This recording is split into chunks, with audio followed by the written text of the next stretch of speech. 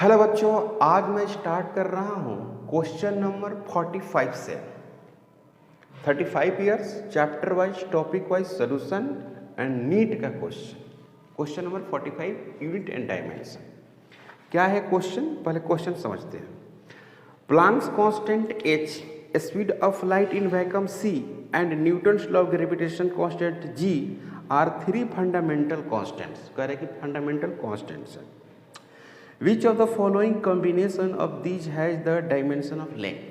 मतलब एकदम सिंपल बात है। यहाँ पर कह रहा है कि जो डायमेंशन ऑफ लेंथ है उसके हिसाब से क्या होना चाहिए। मतलब कि L जो है L वो डायरेक्टली प्रोपोर्शनल क्या हो गया, स्पीड ऑफ लाइट हो गया। पहले क्या है, प्लैंक्स कांस्टेंट दिया है, फर्स्ट में दिया है प्लैंक्स कांस्टेंट, उसके बाद दिया है स्पीड ऑफ लाइट। मतलब प्लैंक्स कांस्टेंट h होता है तो इसका x मान लेते हैं, स्पीड ऑफ लाइट c होती है इसको y मान लिए, और ग्रेविटेशनल कांस्टेंट g होती है तो इसको z मान लिए। x y z हो गया हमारे पास। ओके, अब क्या करना है बच्चों की, इसमें डायमेंशन लिखना है।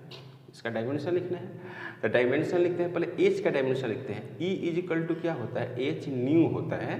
तो h का जो डायमेंशन होगा वो m l t के पावर -2। एनर्जी का डायमेंशन डिवाइडेड बटे t के पावर -1। तो ये हो गया m l के पावर 2 और t के पावर -1, ऐसा आ गया। ओके, ये हो गया h का डायमेंशन, m l के पावर 2 और t के पावर -1। अब उसी तरह से c का डायमेंशन आप लिखेंगे तो स्पीड ऑफ लाइट है तो इसको लिखेंगे lt -1। उसी से ग्रेविटेशनल कांस्टेंट का डायमेंशन लिख लीजिए तो इसको लिख लेंगे F बराबर g m²/r²।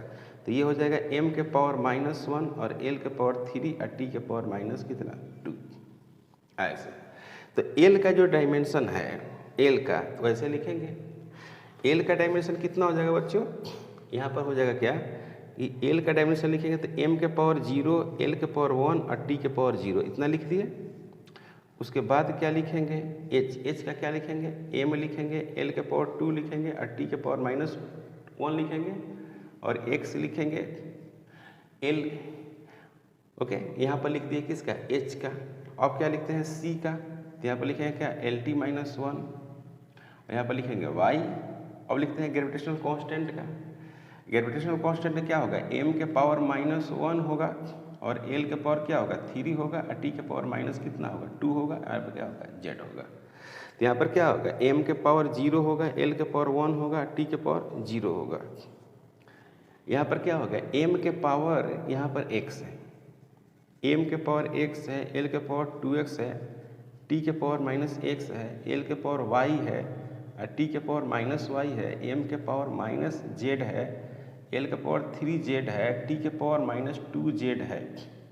तो m को यहाँ पर क्या लिखेंगे, m के पावर x लिखेंगे और माइनस कितना लिखेंगे z लिखेंगे, l के पावर कितना लिखेंगे 2x लिखेंगे और प्लस y लिखेंगे और प्लस क्या लिखेंगे 3z लिख देंगे। और यहाँ पर t के पावर क्या लिखेंगे -x लिखेंगे, -y लिखेंगे और -2z लिखेंगे।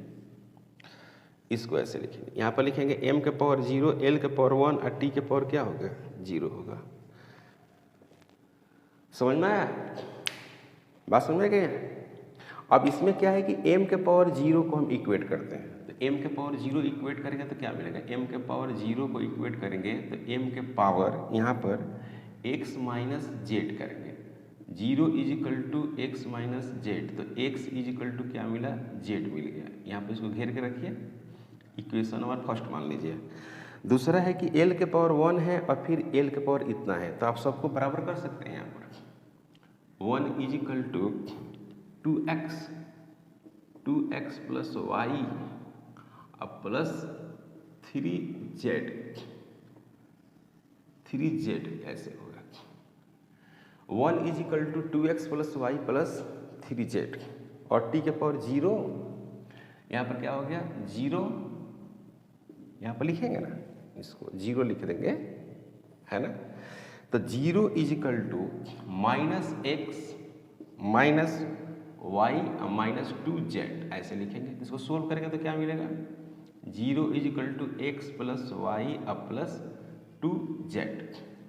ओके, इतना मिल गया आपको। तो इसको मानते हैं इक्वेशन नंबर सेकेंड, इसको मानते हैं इक्वेशन नंबर थर्ड। ओके, अब क्या करना है कि 3 इक्वेशन 3 अननोन। ओके, तो सबसे पहले क्या करते हैं, इसको है ना जेड के जगह पर इन दोनों में एक्स रख देते हैं, तो एक्स वाई में 2 इक्वेशन हो जाएगा, एक्स और वाई में। तो फिर उसको सोल्व कर लेंगे आसानी से। तो क्या लिखेंगे यहाँ पे, from first and third second, first and second, इसमें देखिए पुट करते हैं। तो 1 = 2x अब प्लस वाई अब प्लस 3x हो जाएगा। तो यहाँ पर 1 = 5x प्लस वाई हो जाएगा। तो इसको मानते हैं equation number A, equation number A मान लिए। अब नेक्स्ट में क्या है, फ्रॉम फर्स्ट एंड थर्ड, तो फर्स्ट एंड थर्ड से बात करते हैं। तो क्या मिलेगा, ये थर्ड है ये फर्स्ट है, तो फर्स्ट और थर्ड से देखते हैं। तो यहाँ पर मिलेगा 0 = x प्लस वाई अब प्लस 2x, यहाँ पर 0 हो गया। यहाँ पर क्या होगा 3x प्लस वाई, यहाँ पर क्या हो गया b हो गया, है कि नहीं।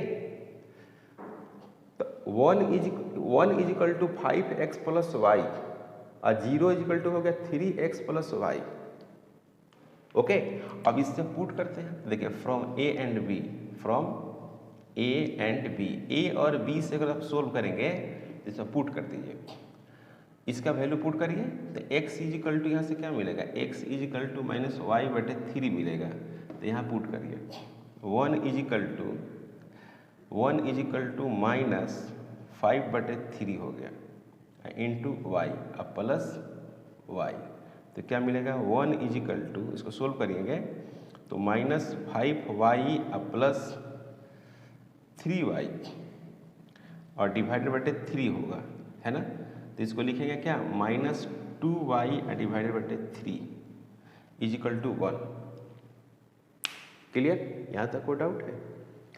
x = मैंने पुट कर दिया इसमें, सॉरी इसमें पुट किया, x बराबर -y/3 पुट किया।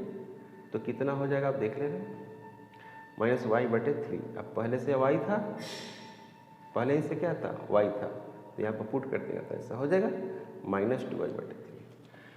अब इसको a वाला पार्ट को मिटा देते हैं, इसका कोई ज़रूरत नहीं है, इसकी कोई ज़रूरत नहीं है। तो अब यहाँ पे सब्स्टिट्यूट करेंगे वैल्यूज। तो यहाँ पर मिल जाएगा आपको y =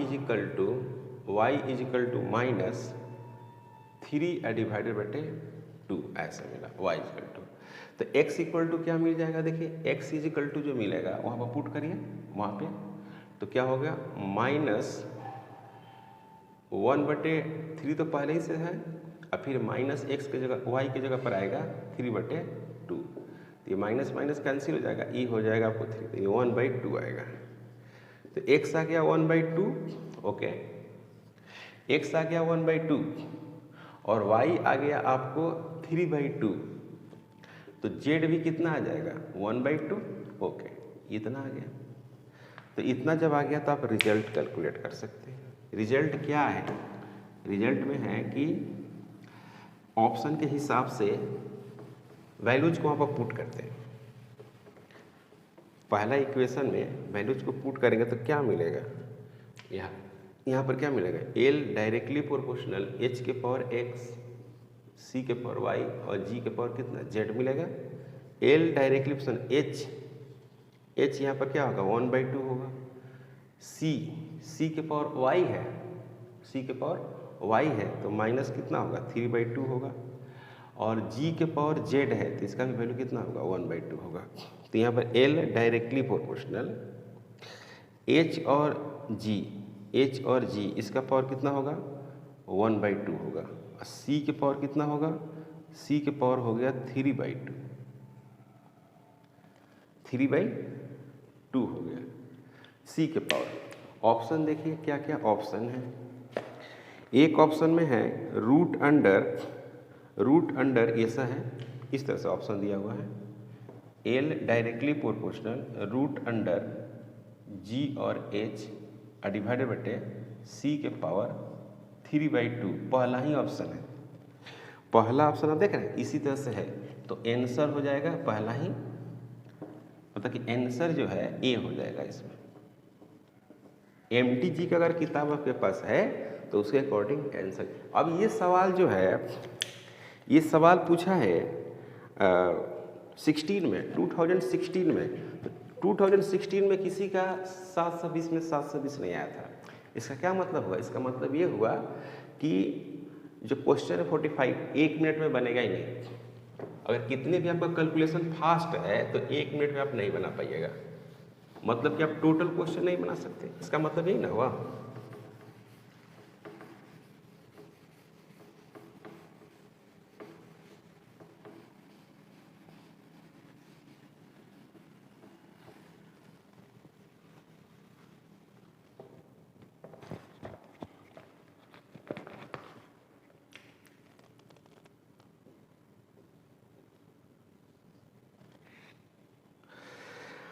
(46) If the dimension of critical velocity of a liquid flowing through a tube is expressed as, ऐसे कह रहा है ना कि जो क्रिटिकल वेलोसिटी है, इसको क्रिटिकल वेलोसिटी बोलते हैं, वो एक्सप्रेस कैसे कर रहा है? ऐसे कर रहा है, ईटा के पावर x है, रो के पावर y है ना, और r के पावर कितना है?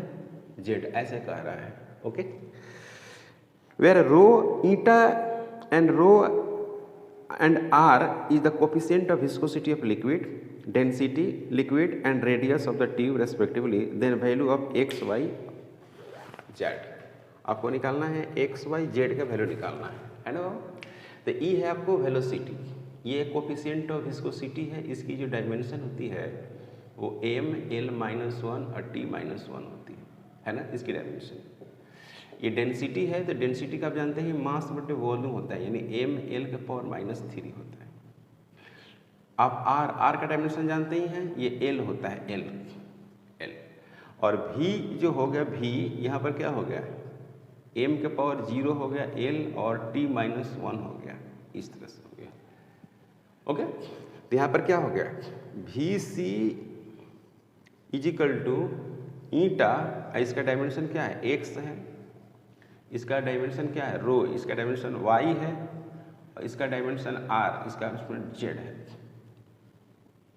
r के पावर z है। vc बराबर ईटा के पावर x है, रो के पावर y है, और r के पावर क्या है? z है। तो इसको आप डायमेंशन लिखिए, इसका लिखिएगा m के पावर 0, l के पावर 1 और t के पावर -1। इसका लिखेंगे m के पावर x, l के पावर -x, t के पावर -x। इसका लिखेंगे m के पावर y, l के पावर -3y और r के पावर l के पावर z, l के पावर z। तो यहाँ पर क्या करेंगे? m के पावर 0, l के पावर 1 और t के पावर -1। यहाँ पर लिखेंगे m के पावर x और प्लस y, l के पावर -x -3y और प्लस z, t के पावर -x, t के पावर -x। इतना आ गया। अब सबको इक्वेट कर दीजिए, इक्वेट करिएगा तो क्या मिलेगा? m के पावर 0 से m के पावर x प्लस y होगा, x plus y is equal to 0 होगा, l के पावर y होगा, l के पावर -x -3y और प्लस z होगा, 1 इजिकल टू -x -3y और प्लस z, और t के पावर क्या हो गया? -1 और t के पावर -x होगा, -1 is equal to -x, x is equal to क्या होगा? 1, x इजिकल टू 1 होगा। तो y इजिकल टू क्या होगा? -x होगा ना, तो y इजिकल टू क्या होगा? -1 हो जाएगा। अब यहाँ पर सभी वैल्यू को पुट करिए, 1 ही यहाँ पर हो गया -1 -3 प्लस हो जाएगा, अब प्लस z। तो ये कितना हो गया आपको? ये होगा +2, इधर आ जाएगा तो -1, z बराबर -1। तो इसमें ऑप्शन चेक करना है कि क्या होना चाहिए, x y z रेस्पेक्टिवली। तो अगर x y z रेस्पेक्टिवली को आप चेक करना चाहेंगे तो आपको क्या मिलेगा? अगर x y z चेक करना था, x का वैल्यू जो आया है वो 1 आया है, y का जो वैल्यूज है वो क्या है? -1 आया है, और z का जो वैल्यूज आया है वो कितना आया है? -1 आया है। x1 y -1 और z -1। तो ऑप्शन में है -1 -1 -1 नहीं होगा, 1 1 1 नहीं होगा, ऑप्शन में है 1 -1 -1, तो ऑप्शन सी होगा, ऑप्शन सी, यही आंसर होगा। और वो कौन सा ऑप्शन है? सी है। ओके, तो ये भी क्वेश्चन अच्छा क्वेश्चन था। अब बात करते हैं क्या है, क्वेश्चन नंबर 47। 47 में कह रहा है कि if force F, velocity V, if force F and velocity V and time capital T are taken as fundamental units then the dimension of mass is. इसने कहा है कि जो फोर्स है और जो वेलोसिटी है वो खुद फंडामेंटल है। तो आपको पता है कि फंडामेंटल जो फिजिकल क्वांटिटी होती है उसको हम लोग ब्रेक नहीं करते, ये आपको पता ही है। 47, तो एफ जो है, एफ वेलोसिटी है वी और टाइम टी है, ये फंडामेंटल है। तो आपको निकालना है फोर्स का डायमेंशन, मास का डायमेंशन। तो एफ बराबर क्या होगा? एम होगा इंटू ए होगा। तो एम इजिकल टू कितना हो जाएगा? F divided by A. A for acceleration है यहाँ पर, ये स्मॉल दे दीजिए। तो यहाँ पर क्या हो गया? एफ हो गया, एक्सेलरेशन का वैल्यू क्या हो गया? वी डिवाइडेड बाई टी हो गया। तो यहाँ पर क्या हो गया? एफ हो गया, यहाँ पर वी हो गया, यहाँ पर क्या हो गया? टी हो गया, है ना। तो ये हो गया एम, यहाँ पर क्या हो गया? वी हो गया, एफ हो गया, अब वी के -1 हो गया और टी के पावर कितना हो गया? 1। इस तरह से होगा, यानी ऐसे लिखा हुआ है, एफ करके लिखा हुआ है, फिर वी करके लिखा हुआ है और फिर क्या लिखा हुआ है? टी करके लिखा हुआ है, ऐसे। तो मास का ये हो गया डायमेंशन। तो ऑप्शन ए में है, नहीं इसी तरह से लिखा हुआ है, ऐसे ही लिखा हुआ है, इसको हटा दीजिए। ऑप्शन ए में है एफ वी टी -1, ये नहीं होगा। ऑप्शन बी है एफ वी टी के पावर -2, ये भी नहीं होगा। ऑप्शन सी में है एफ वी के पावर -1 और टी के पावर -1, ये भी नहीं होगा। ऑप्शन डी में है एफ वी के पावर -1 और टी के पावर 1, तो डी ऑप्शन होगा, ऑप्शन डी होगा, ठीक है। अब है क्वेश्चन नंबर 48। तो 48 क्वेश्चन नंबर क्या कह रहा है? 48 जो है क्वेश्चन नंबर है यूनिट से रिलेटेड है। 48 है वो क्वेश्चन जो है यूनिट से रिलेटेड है। कह रहा है कि the density of the material in CGS system of units is 4 ग्राम पर सेंटीमीटर है। मतलब कि डेंसिटी जो है सीजीएस यूनिट में दिया हुआ है आपको 4 ग्राम पर सेंटीमीटर क्यूब, ऐसे दिया हुआ है। Okay, in a system of units in which unit of length is 10 centimetre and units of mass is 10 gram, the value of density of material will be. तो कह रहा है कि डेंसिटी क्या होगा मटेरियल का, यही पूछा है इसने। तो आप क्या करिएगा कि N1 U1 is equal to N2 U2, ये पूछा है, ये वाला व्हाट, ये वैल्यूज क्या होगा, यही पूछा इसने। तो N1 का जो वैल्यूज है समझिएगा, N1 का वैल्यू जो 4 है, ग्राम है, अब पर सेंटीमीटर क्यूब है। अब ये N2 हमको निकालना है, N2 तो N2 है, तो यहाँ भी ग्राम पर सेंटीमीटर क्यूब होगा ना, मैंने ग्राम में दिया हुआ है। तो दिया हुआ है क्या? 100 ग्राम दिया हुआ है। मास कितना दिया हुआ है? 100 ग्राम। और लेंथ कितना दिया हुआ है? 10 सेंटीमीटर। तो ये हो गया आपका क्यूब, है ना, यही हो गया 4 इंटू ग्राम बटे सेंटीमीटर क्यूब इजिकल टू, यहाँ पर लिखेंगे N2, यहाँ पर लिखेंगे 100 ग्राम डिवाइडेड बटे 1000 सेंटीमीटर क्यूब। तो सेंटीमीटर क्यूब से सेंटीमीटर कट गया, ग्राम से ग्राम कट गया और 2 जीरो से 2 जीरो कट गया। तो N2 इजिकल टू 4 इंटू 10, तो ये हो गया 40। N2 इजिकल टू हो गया 40, यही होगा आंसर। ऑप्शन ए में है 0.04, बी में है 0.4 और सी में है 40, तो ऑप्शन सी हो गया। क्लियर है? Okay. The velocity v of a particle at time t is given by, ऐसे दिया हुआ velocity v is equal to at plus b divided बटे t प्लस c, ऐसे दिया हुआ। ओके, तो सबसे पहली बात कि t बराबर क्या हो जाएगा बच्चों? c होगा। क्योंकि t c के बराबर है तभी जुटा हुआ है। ओके, तो c का जो डायमेंशन होगा वो t के डायमेंशन के बराबर होगा। ओके, अब कैसे लिखेंगे? v is equal to A T plus B divided बटे टी। अब ये जो क्वांटिटी है इसके बराबर रही होगी तभी इसमें जुटा हुआ है। Velocity plus velocity equal to velocity, है ना भाई। तो क्या करेंगे, v का जो वेलोसिटी है वो b डिवाइडेड बटे टी इसका बराबर कर देंगे, कोई डाउट नहीं। तो जो b का वेलोसिटी होगा वो किसके बराबर होगा, v और t। तो v है LT माइनस 1, ये है आपका t, तो कैंसिल होगा ये। तो कैंसिल हो जाएगा तो क्या बच जाएगा बच्चों, एल के डायमेंशन के बराबर है, गुड आउट, ओके। तो एक तो यहाँ आ गया, एक यहाँ आ गया। अब ये जो है इसके बराबर है, तो अब क्या लिखेंगे, v इक्वल टू ए और t। तो a इज इक्वल टू हो गया v डिवाइड बटे t। तो a का dimension is equal to L t का डायमेंशन, और उसके बाद क्या होगा t। तो a होगा, a इज इक्वल टू होगा l और t माइनस 2।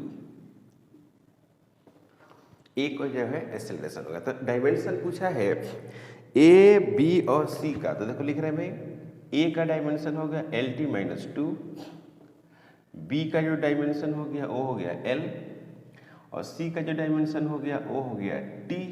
तो ये है a का, ये है बच्चों b का, और ये है बच्चों c का, और ये हो गया आंसर, ये हो गया आंसर। तो ऑप्शन पढ़ते हैं। ऑप्शन ए में है एल, LT और LT माइनस 2, बिल्कुल नहीं है, उल्टा लिखा हुआ है, रिस्पेक्टिवली में बताना है। और ऑप्शन बी में है LT minus 2 L and T। तो ऑप्शन क्या हो गया, बी ऑप्शन सही है, ओके। ये समझ में आया आपको, कोई डाउट। इक्वेशन ऑफ होमोजेनिटी से बनाया गया है सभी को बराबर करके, क्लियर है। अब क्वेश्चन नंबर है 50 क्वेश्चन भी इसी तरह का है, मतलब कि इसमें भी इक्वेशन ऑफ होमोजेनिटी का कंसेप्ट लगाकर बनाया जाएगा। क्वेश्चन नंबर 50, क्वेश्चन नंबर जो 50 है उसको भी कैसे बनाएंगे, इक्वेशन ऑफ होमोजेनिटी से बनाएंगे, समझे नहीं। तो इक्वेशन ऑफ होमोजेनिटी में देखेंगे 50 है, an equation is given here. Equation है, आपको दिया हुआ है p प्लस a डिवाइडेड बटे v square equal to v into theta divided बटे v, where p equal to pressure, comma v equal to volume and theta equal to absolute temperature. If a and b constants, the dimension of a will be। a का dimension निकालना है, तो a कहाँ है, p plus a बटे v square. इसका मतलब ये हुआ कि ये दोनों प्रेशर और a बटे v स्क्वायर आपस में बराबर होंगे। तो a इज इक्वल टू क्या लिखेंगे बच्चों, p और v का स्क्वायर लिखेंगे। दूसरी बात यह है कि ए का अगर डायमेंशन लिखते हैं तो प्रेशर में किसका लिखना पड़ेगा, फोर्स बटे एरिया, ऐसे लिखना पड़ेगा, ओके। अब वॉल्यूम में क्या लिखना पड़ेगा आपको, वॉल्यूम है उसका पावर क्या है 2 करना पड़ेगा। तो यहाँ पर लिखना पड़ेगा mL/T माइनस 2, इसका लिखना पड़ेगा क्या L के पावर 2, यहाँ पर लिखना पड़ेगा क्या L के पावर 6। इस कैंसिल एक होगा, यहाँ से कैंसिल होगा, तो यहाँ पर मिलेगा m L के पावर माइनस 5 और T के पावर माइनस 2, यही होगा A का डायमेंशन, आंसर हो गया। अब इसमें देखो बच्चों, ऑप्शन में पहला ऑप्शन है m L के पावर माइनस 5 और T के पावर माइनस 1, तो ये नहीं होगा। बी में है m के पावर 1 L के पावर 5 और T के पावर 1, ये भी नहीं होगा। सी में है m L के पावर माइनस m L के पावर 5 और T के पावर माइनस 2, m के पावर माइनस 1 और L के पावर 5 और T के पावर 2। तो इसमें क्या है कि 50 में एरर हो गया है ना, एक भी ऑप्शन सही नहीं है। तो इसमें आप देखे होंगे कि C में जो है ना m L के पावर 5 है और T के पावर माइनस 2 है, सॉरी ऑप्शन है C है, ये गलत मैंने लिख दिया था, है ना। तो ऑप्शन क्या है भाई, सी ऑप्शन सही है, ठीक है बच्चों, ओके। अब क्वेश्चन नंबर है भाई 51, तो 51 थ्योरेटिकल क्वेश्चन है, थ्योरेटिकल है। Which of the following statement is dimensional constant, मतलब वैसा फिजिकल क्वांटिटी जिसका कांस्टेंट वैल्यूज हो और डायमेंशन भी हो। तो पहला है रिलेटिव डेंसिटी।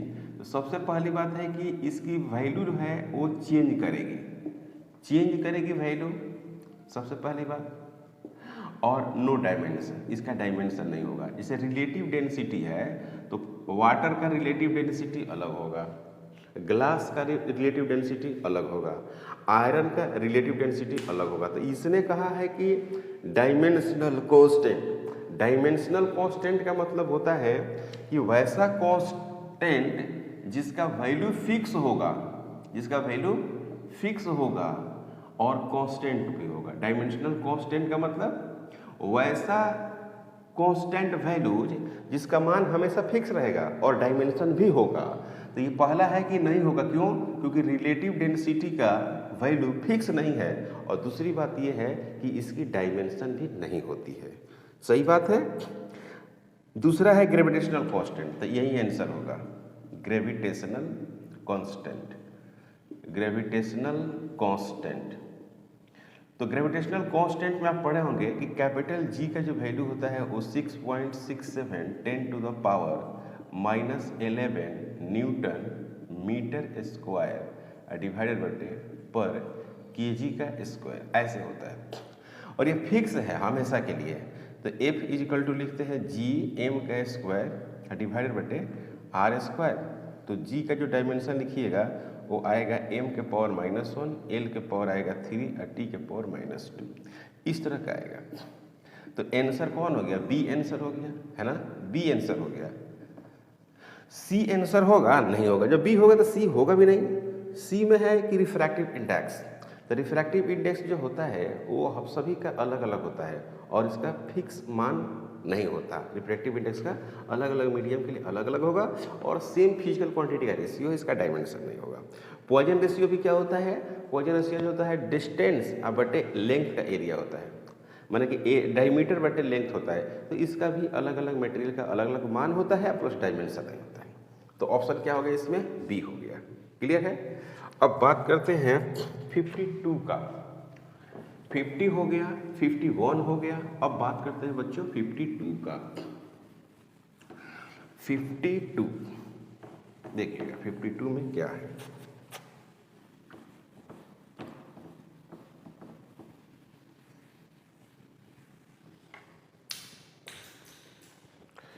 क्वेश्चन नंबर 52, इसमें एक फार्मूला दिया हुआ है 52 में।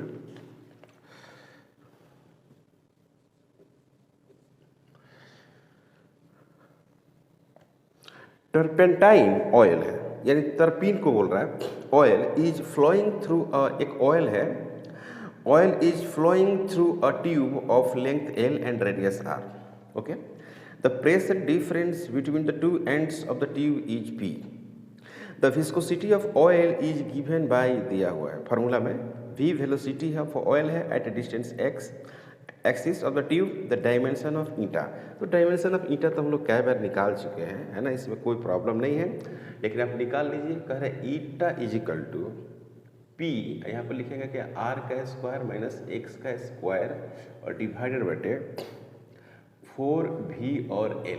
ठीक है, तो इसका डायमेंशन निकालना है। इसका डायमेंशन हम लोग मालूम है, m L के पावर -1 और t के पावर -1।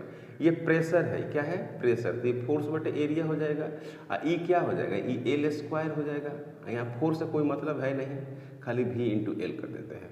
तो इसका लिखिएगा तो कितना मिलेगा? m L t -2, एरिया का क्या होगा? L के पावर 2। यहाँ पर होगा L के पावर 2, यहाँ पर क्या होगा? L t -1, यहाँ पर क्या होगा बच्चों? L। देखो L स्क्वायर से L स्क्वायर कट जाएगा, एक L से कल कट जाएगा, ये ऊपर चला जाएगा, ये भी ऊपर चला जाएगा। तो क्या मिलेगा? m L -1 और t -1, इस तरह की बातें मिलेगी। 52 हो गया। और 53 में कह रहा है कि the time dependence of the physical quantity P is given by, P is equal to आपको दिया हुआ है P नॉट और एक्सपोनेंशियल, ऐसे लिखा हुआ एक्सपोनेंशियल माइनस AT का स्क्वायर, ऐसे, या इसी को ऐसे भी लिख सकते हैं, P is equal to P naught E के पावर -AT स्क्वायर, ऐसे भी लिख सकते हैं। ओके,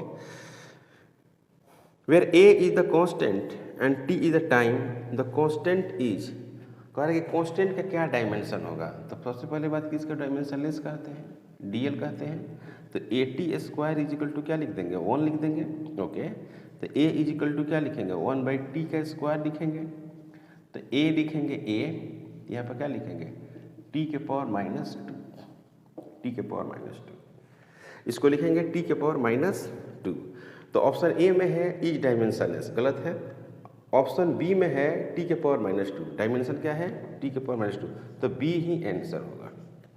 तो यहाँ पर क्या हो गया 54, 54। देखिए 54 क्या है, P represent radiation pressure, C represents speed of light and S represents radiation energy striking per unit area per unit time. The non zero integer x y z such that P के power x, C के power y और S के power y या C के power z is dimensionless. इसने कहा है according to question, सबसे पहली बात अकॉर्डिंग टू क्वेश्चन में कहा है कि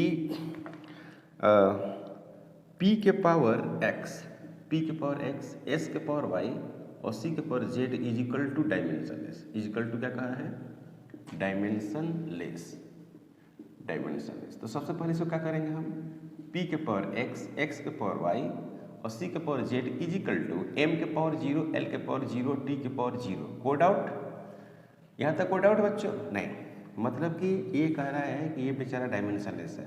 तो प्रेशर इज इक्वल टू क्या हो गया, फोर्स बटे एरिया हो गया। ओके, तो यहाँ पर क्या लिखेंगे, m L के पावर -1, T के पावर -2, T के पावर -2, ठीक है। अब यहाँ पे लिखेंगे S इज इक्वल टू, है ना, energy per unit area per unit time, ऐसा कह रहा है। तो यहाँ पे लिखेंगे क्या, m L के पावर 2, T के पावर -2 डिवाइडेड बटे L के पावर 2 और T के पावर से ये कट जाएगा। तो यहाँ पर क्या करेंगे, m T के पावर -3। ओके, ये हो गया आपका S का, ये हो गया आपका प्रेशर का। एक है C मतलब स्पीड ऑफ लाइट, C मतलब स्पीड ऑफ लाइट, LT-1। अब क्या है बच्चों कि इसको सभी को पुट करना है। तो यहाँ पर क्या करेंगे, m के पावर 0, फिर L के पावर 0, फिर T के पावर 0, ऐसे करते हैं। Is equal to m L-1 और T के पावर -2, इसका पावर क्या कर देंगे x। फिर यहाँ पर क्या लिखेंगे, m T के पावर -3, इसका पावर क्या लिखेंगे y। और फिर क्या लिखेंगे, LT-1 और यहाँ पर क्या लिखेंगे x, इसका पावर सॉरी x, y और z। अब इसी को सॉल्व करना है। इसको सॉल्व करेंगे तो क्या मिलेगा पता है आपको, m के पावर 0, L के पावर 0 और T के पावर 0 मिलेगा बच्चों। अब यहाँ पे देखो m के पावर x है और m के पावर y है, तो क्या होगा, m के पावर x प्लस y। कोई डाउट नहीं। L के पावर -x और यहाँ पर है L के पावर z, तो L के पावर -x अब प्लस z कर दिए। और T के पावर -2 है तो T के पावर -2x हो जाएगा, और T के पावर -3y होगा, और T के पावर -3z होगा। तो T के पावर -2x -3y -z ये हो गया। अब इसमें सबको इक्वेट करेंगे तो x plus y is equal to क्या होगा बच्चों, 0। और -x plus z is equal to क्या होगा, 0। और फिर क्या होगा भाई, -2x अब प्लस -3y अब -z इज इक्वल टू 0। इसको ऐसे भी लिख सकते हैं, 2x अब प्लस 3y अब plus z is equal to 0। ये समझ में आया आपको? यहाँ तक कोई प्रॉब्लम? यहाँ तक कोई प्रॉब्लम नहीं होनी चाहिए, क्योंकि चूंकि ऐसा सवाल मैं कई बार सोल्व कर चुका हूँ, है कि नहीं, तो यहाँ पर प्रॉब्लम नहीं होनी चाहिए। अब आगे बढ़ते हैं। अब इसमें ये देखना है, क्वेश्चन में देखिएगा। अब यहाँ पर है, यहाँ पर क्या करते हैं कि x बराबर z कर देते हैं। देखिए x बराबर z, यहाँ पर है कि x बराबर क्या हो गया, z हो गया। अब इसमें जो है z का वैल्यू इसमें है नहीं, इसमें है, तो इसको xy में बना लेते हैं, ठीक है। इसको x बराबर z करके और z का वैल्यू इसमें पुट कर देते हैं, तो xy हो जाएगा, ये भी xy हो जाएगा, है ना। तो यहाँ पर हो गया कि x plus y is equal to 0, इसको फर्स्ट मान लेते हैं। और यहाँ पर क्या है, 2x प्लस 3y अब प्लस z की जगह पर क्या रख देते हैं, x रख देते हैं इजिकल टू 0, तो यहाँ पर क्या होगा 3x प्लस 3y है ना, 3x plus 3y is equal to 0, तो यहाँ पर क्या होगा x बराबर माइनस वाई हो जाएगा, यही ना होगा, को डाउट देख लीजिएगा, x बराबर माइनस वाई हो जाएगा। अब वहाँ पर x बराबर माइनस वाई मिल गया, तो अब x बराबर माइनस वाई मिला, तो इस y को यहाँ पर पुट करें, चाहे इस x को यहाँ पर पुट कर दे, तो क्या मिल रहा है आपको माइनस वाई अब प्लस वाई इजिकल टू 0 मिल रहा है।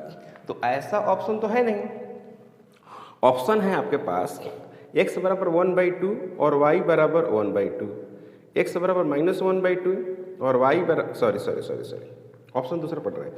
54 में ऑप्शन बराबर x बराबर 1 है, y बराबर 1 है, z बराबर 1 है। तो सवाल ये है कि आप यहाँ पर लिखे हैं ना, जैसे डायमेंशनलेस लिखे हैं, कहाँ यहाँ पर देखें, यहाँ पर जो लिखे हैं ये सब वैल्यूज, जैसे कि m के पावर 0 लिखे, l के पावर 0 लिखे, t के पावर 0 आपने लिख दिया, और देखिए और आपने क्या लिख दिया यहाँ पर जो लिखे हैं आप कि m के पावर x प्लस वाई, ठीक है, और l के power minus x plus z लिखे हैं, ओके। और यहाँ पर लिखे हैं t बराबर माइनस 2x माइनस 3y और माइनस z लिखे हैं। तो अब सवाल ये है इसमें कि सोल्व करने पर 0 0 आ रहा है, 0 0 कहने का मतलब ये हुआ कि इसका डायमेंशन और इसका डायमेंशन बराबर हो जाना चाहिए।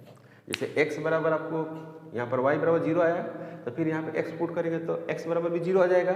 अब x y 0 आ गया, तो इस इक्वेशन में या इसी इक्वेशन में आप पुट करिएगा तो z भी क्या आ जाएगा, 0 आएगा कि नहीं आएगा, आएगा ना।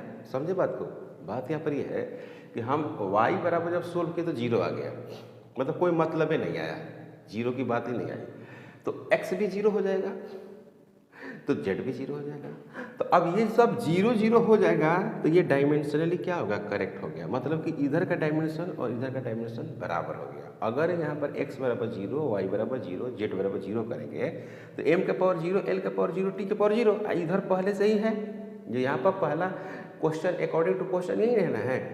तो x के पावर क्या रखें, y के पावर क्या रखें, z के पावर यहाँ पर क्या रखें, ताकि ये बराबर हो जाए, मतलब कि ये 0 डायमेंशन इधर 0 हो जाए सब, मतलब कि यहाँ पे क्या रखें। तो अगर हम x बराबर, अगर यहाँ पर x बराबर 1 कर देते हैं, अब y बराबर -1 कर देते हैं, ठीक है, तो x बराबर यहाँ पर 1 किए और y बराबर यहाँ पर -1 किए, तो ये 0 हो गया ना, तो m के पावर 0 हो गया। अब यहाँ पर देखिए x बराबर 1 लिखा हुआ है, तो z बराबर क्या लिखना चाहिए, 1 लिखना चाहिए, क्योंकि x यहाँ पर निगेटिव है, तो x यहाँ पर 1, x बराबर 1 तो -1 हो जाएगा, और z बराबर 1, तो यहाँ पर -1 प्लस 1, ये भी 0 हो गया।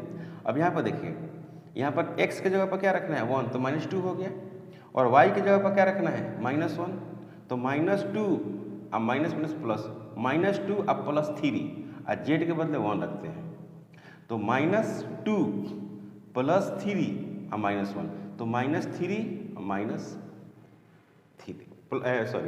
-3 अब +3 कितना हो जाएगा, 0। फिर से सुन लो भाई, x बराबर यहाँ पर 1 और y बराबर -1, तो 0 हो गया, ओके।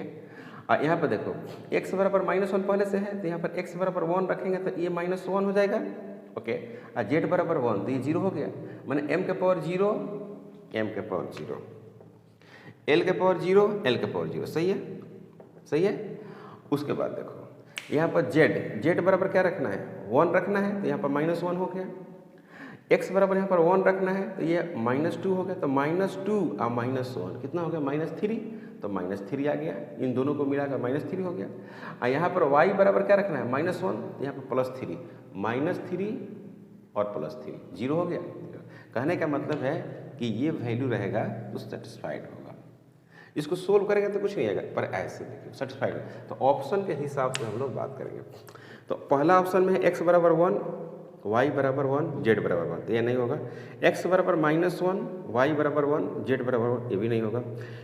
सी में है कि x बराबर 1, y बराबर -1 और z बराबर 1, तो यही होगा, मतलब कि सी इसका ऑप्शन है। समझे कि नहीं बात को, समझे, यानी सी ऑप्शन है। अब बात करते हैं क्या लास्ट क्वेश्चन है, सॉरी 55, क्वेश्चन नंबर 55। इसको मिटाते हैं बच्चों। ये अच्छा क्वेश्चन है, इसको आप समझिएगा कंसेप्ट क्या है। क्वेश्चन नंबर है 55।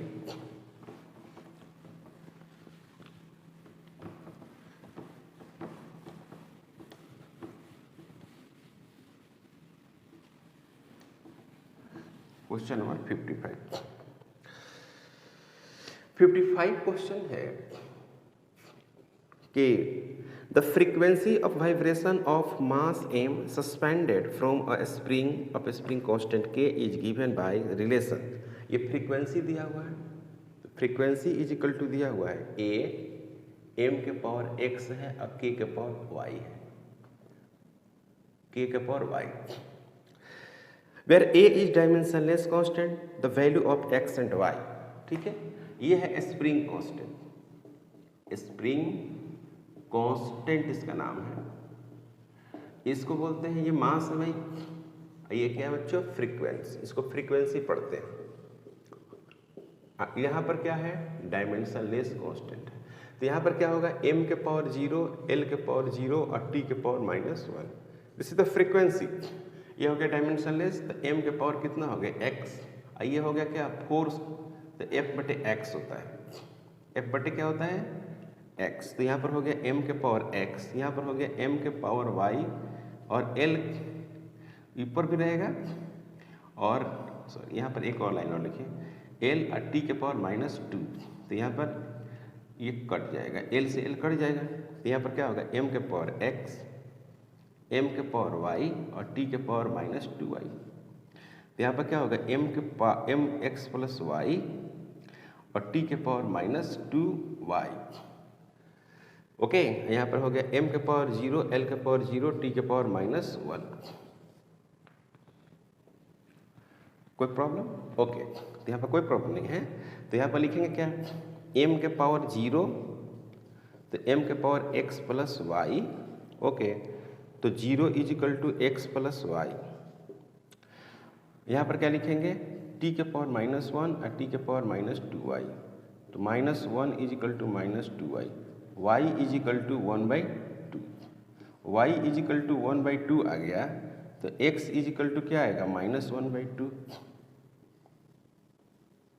है ना, y इज इक्वल टू 1/2, तो x के पावर आ गया -1/2, है कि नहीं, तो ऑप्शन में है x बराबर 1/2 और y बराबर 1/2, तो नहीं होगा, x बराबर -1/2 और y बराबर -1/2, ये भी नहीं होगा, x बराबर 1/2 और y बराबर -1/2, ये भी नहीं होगा, x बराबर -1/2 और y बराबर 1/2, यही होगा, तो ऑप्शन क्या होगा, डी ऑप्शन सही है।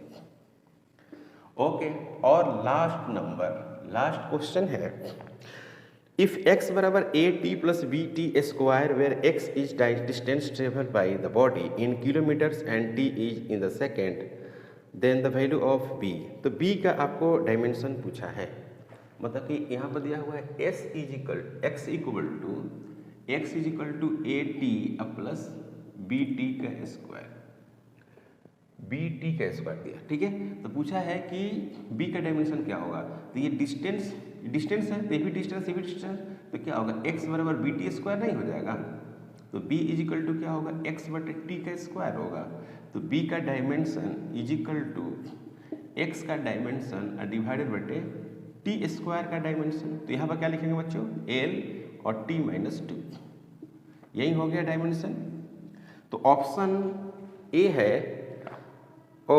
इसका यूनिट लिखना है, यूनिट, तो L का यूनिट, इसका यूनिट लिखना है, B का, तो यहाँ पर क्या होगा, किलोमीटर पर सेकेंड का स्क्वायर हो गया, तो ऑप्शन ए है किलोमीटर पर सेकेंड, बी में है किलोमीटर सेकेंड और सी में है किलोमीटर पर सेकेंड स्क्वायर, तो इसका आंसर है सी।